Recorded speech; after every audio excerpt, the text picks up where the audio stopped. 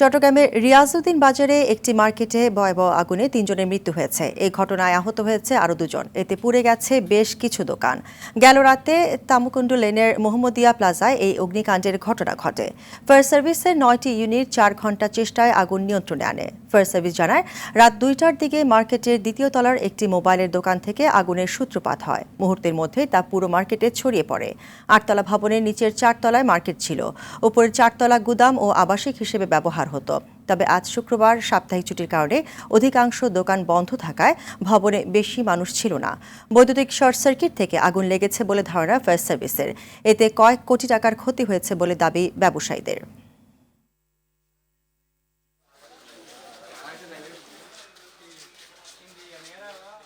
বাড়িয়ে গেছি, বলতেছে দোকানে আগুন লাগছে নিচে 2 তলায়। তখন আমি শুনছি আর কি 5 তলায় থাকে। আমি বলছি তুই 6 তলায় বের হয়েছে, তো বলছি আধা ঘন্টা কথা বলছি। ও বাথরুমে ঢুকে বসে আছে কি আমার মার্কেটে নামার সাথে শুনতেছে একজন সিকিউরিটি গার্ড আমাকে বলছে ওই মানে আগুন লাগছে, তোমরা এখানে বসে কেন ছিল।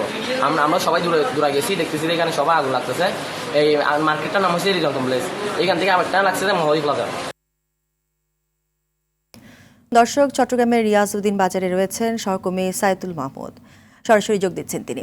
সাইফুল, আহতদের শারীরিক অবস্থা নিয়ে চিকিৎসকরা কি বলছেন এবং নিহতদের মরদেহ হস্তান্তর হয়েছে কিনা বিস্তারিত জানাবেন। জি নাবিলা, যেমনটি বলেছেন, গতকাল রাত 1টার সময়ে চট্টগ্রামের রিয়াজউদ্দিন বাজারে যে অগ্নিকাণ্ডের ঘটনা ঘটেছে, সেই ঘটনায় 3 জন নিহত হয়েছেন। 3 জনের লাশ চট্টগ্রাম মেডিকেল কলেজ হাসপাতালে রয়েছেন এবং তাদের লাশ এখনো পর্যন্ত পরিবারের কাছে হস্তান্তর করা হয়নি। কিছু আইনি প্রক্রিয়া রয়েছে, সেই আইনি প্রক্রিয়া শেষ করে তাদের লাশ পরিবারের কাছে হস্তান্তর করা হবে।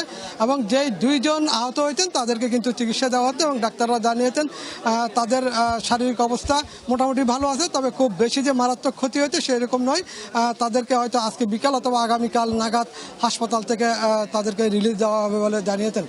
তবে আমরা সকাল থেকেই কিন্তু এখানে রিয়াজউদ্দিন বাজার যেই জায়গাটিতে অগ্নিকাণ্ডের ঘটনা ঘটেছে সেখানে সকাল থেকে আমরা অবস্থান নিয়েছি এবং আমরা বেশ কিছু আশেপাশের লোকজনের সাথে কথা বলে যেটা জানলাম, আসলে যেই দোকানটিতে অগ্নিকাণ্ডের ঘটনা ঘটেছে সেই দোকানের যাতায়াতের রাস্তা এতই শুরু যে একজন গেলে আরেকজন আসার সাধারণত আসলে দাঁড়িয়ে থাকতে হয়। 2 জন একসাথে মুভমেন্ট করার কোনো উপায় ছিল না। অগ্নিকাণ্ডের পরপরেই কিন্তু ফায়ার সার্ভিসকে খবর দেওয়া হয়। ফায়ার সার্ভিস 15 মিনিট পরে তারা আসে এবং তাদের যেই প্রক্রিয়া তারা সেটা শুরু করে, কিন্তু ফায়ার সার্ভিসকে ব্যাক পেতে হয়েছে। তাদেরকে কিন্তু যেই পথ দিয়ে আনার কথা ছিল সেই পথ দিয়ে আনা হয়নি, তাদেরকে অন্য একটি পথ দিয়ে কিন্তু আনা হয়েছে। সেই জন্য তারা কিন্তু তাদের যেই ফায়ার সার্ভিসের সরঞ্জাম সেগুলি নিয়ে ভিতরে উঠতে তাদের সময় লেগেছে, যার কারণে আগুন দীর্ঘায়িত হয়েছে এবং আগুনে কিন্তু 5 থেকে 6টি দোকান ভূপাতিত হয়েছে এবং সেই 6টি দোকানে তারা দাবি করেছেন তাদের 8 থেকে 10 কোটি টাকা ক্ষয়ক্ষতি হয়েছে। তবে যে 3 জন মারা গেছে তারা এই 3 জনের মধ্যে কেউ কিন্তু অগ্নিদগ্ধ হয়ে মারা যায়নি, তারা প্রত্যেকেই মারা গেছেন শ্বাস বন্ধ হয়ে। যেহেতু মার্কেটটি কিন্তু 7 তলা ভবন, সেখানে 2 তলা পর্যন্ত মার্কেট, এরপরে গোডাউন, এরপরে কর্মচারীদের থাকার আবাসস্থল।